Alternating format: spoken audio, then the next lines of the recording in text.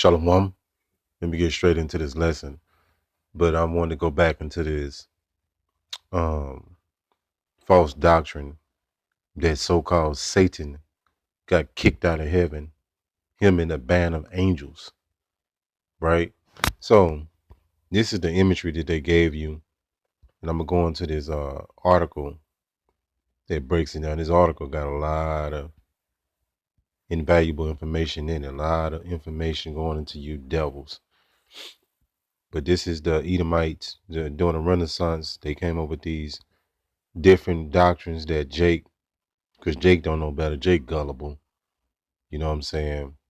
They fall for anything besides the truth. So let's go here real quick and see what the Edomites have taught you is to read the Bible, everything in the Bible, literal. You know, they take everything that they read in the Bible, word for word, without really understanding what the words mean, literal.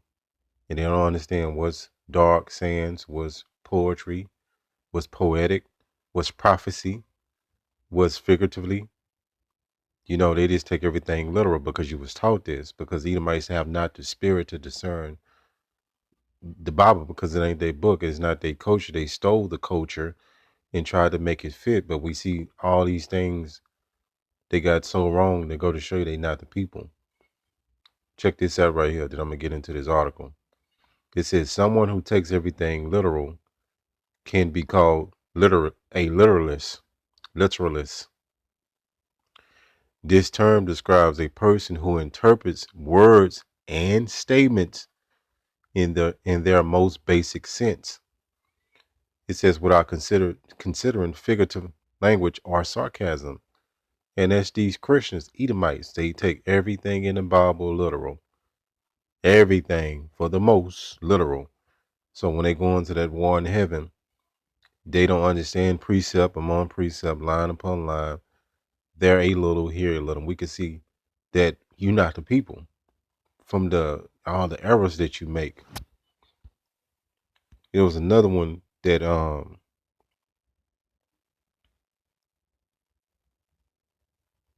let's see right here at the top. Literalist, a person who takes things literally, especially someone who adheres to a strict interpretation of a text or doctrine. Right? So that's the thing you've been taught. So let's get into this article. So many wrong things was taught to you. And you know, we've been sent here to clear it up.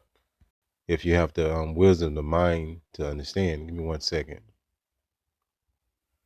Salakia. And a lot of this is going into history. If you don't, the elders, like the elders have coined, if you don't know the history, you're not going to know the mysteries. You're not going to know what the Bible is talking about, because it's a one of the things that it is a historical book dealing with real people, real time frames, real scenarios, you know, that happen. So John Milton was born December 9th, 1608. So this is around that Renaissance time. All right. So John Milton, 1608, was a poet, theologian, right? So he was a poet and theologian. It says, in addition to Paradise Lost, his major works include Paradise Regained. So he put this poem together.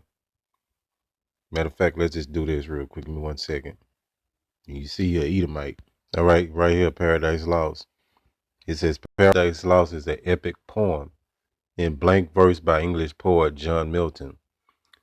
The first version, published in 1667, consists of 10 books with over 10,000 lines of verses. Let's see.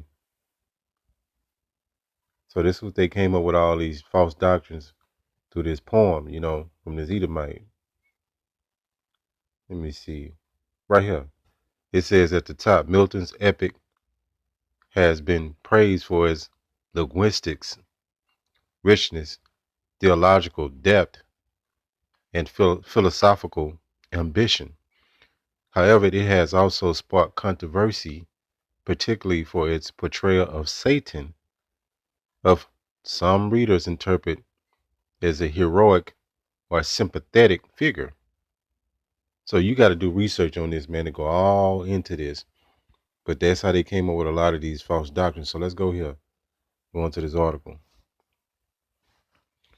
So I'm giving you the backdrop so you can understand what's going on next. So John Milton, so you know who he is, you know how he looked. Paradise Lost was the poem. It says at the top, with its graphic depictions, going back here, matter of fact, let's do this. Give me 1 second. All right, so you can see, I believe this is out this poem. This is the illustrations, right? Right, Paradise Lost. So you see what's going on. First off, they got them as Edomites, and it says the fall of rebel angels, and that's where you get this bug eyes with the Nephilim doctrine. So you see how this spawns so much different other stuff, but you have to know the origin of these things so you can come out of this confusion. It says John Milton's Paradise Lost, with its graphic depictions of a rebellious Satan. This is where they get this from, being hurled from heaven to earth. It says greatly popularized the image of a personal Satan. It says the visual images conjured up by Milton's poem remain significant in the minds of many to this day. Do you hear this? It says even if they themselves haven't read his epic poem, but its influence has been such over the last few hundred years that many have come to assume that it actually is a reflection of Bible teaching. So all these false doctrines were spawned from this, and it's been taught to you as the truth. It says, let's face it. Let me scroll up. Let's face it. People adopt their religious ideas more from popular culture, what they see in art. What they see in art. That's heavy. It says what they hear on the streets and how others talk, rather than by reading books by theologians and Bible students. Do you hear this? There's no doubt that art played a highly significant role in fixing the idea of a personal Satan in people's minds. And now Shaitan, because he's been, the name really means adversary. He's a real spirit that the Most High created, right? It says in Paradise Lost played a huge part in this. Milton himself admitted that he wrote the poem, among other reasons, in order to justify the ways of God to men. Do you hear this? This is a cunningly devised fables that was done by these Edomites. It says, and this is repeated theme we find throughout the whole history of the personal Satan idea. It's as if men feel they have to apologize for God. Okay, let's get more into this. It says, as well as seeking to somehow avoid the difficult fact that the Bible teaches that God alone who ultimately allows evil in human life. It says, but there is another take on Milton. It needs to be remembered that Milton rejected very many standard Christian doctrines. The Trinity, which is a false doctrine. I did a lesson on that. It says infant baptism, which is confusion. That's really like a Roman Catholic thing. That ain't got nothing to do with our culture. It says in the immortality of the soul, which that's true, right? The soul just regenerates. It comes back in new bodies. You know what I'm saying? I'm trying to see what else. But you get the gist of it. You know what I'm saying? You can do more research going to this guy John Milton, but he made this doctrine. Well, he created many doctrines. Let's go back here. Salakia. But I want to go into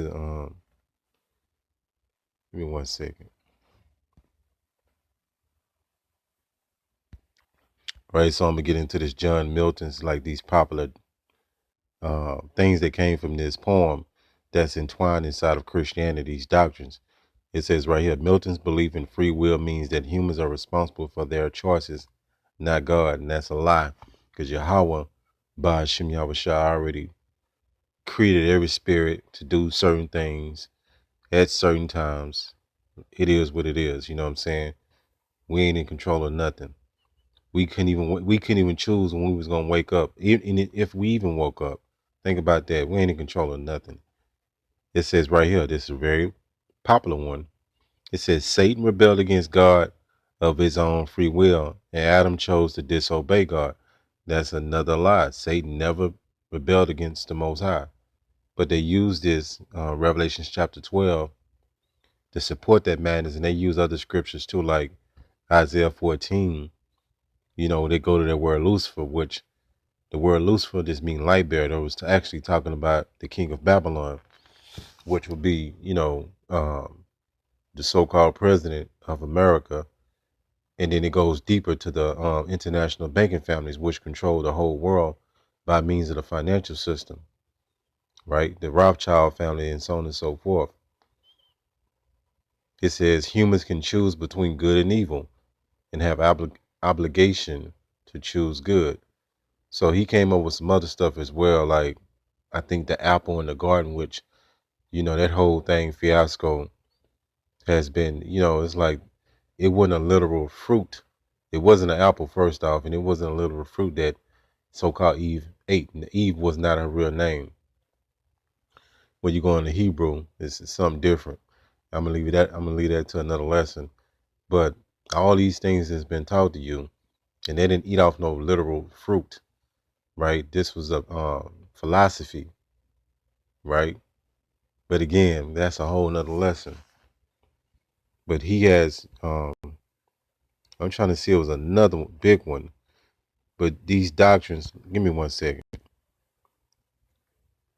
Right here, like I said, this a whole nother in-depth lesson. But right here, the poem explores the biblical story of the fall of man, focuses primarily on the rebellion of Satan and explosion of Adam and Eve from the Garden of Eden. Yeah, so he created all these different doctrines with the apple, because the apple is not mentioned in the book of Genesis, and they wouldn't eat no literal fruit. That's another big misconception that our people think, because they don't know what's going on, because again, they read everything in the Bible literal because they've been taught to do that.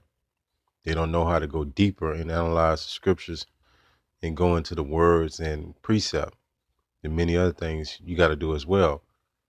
And that's why they can be taken advantage of, their gullibility, because they don't know nothing. They sheeple. And what else he went into? But the main thing was the so-called Satan rebelled against the Most High, took 1/3 of the angels. You know what I'm saying? A third of the angels or whatever. But that's that doctrine that's still on Jake mind. Matter of fact, let's go here.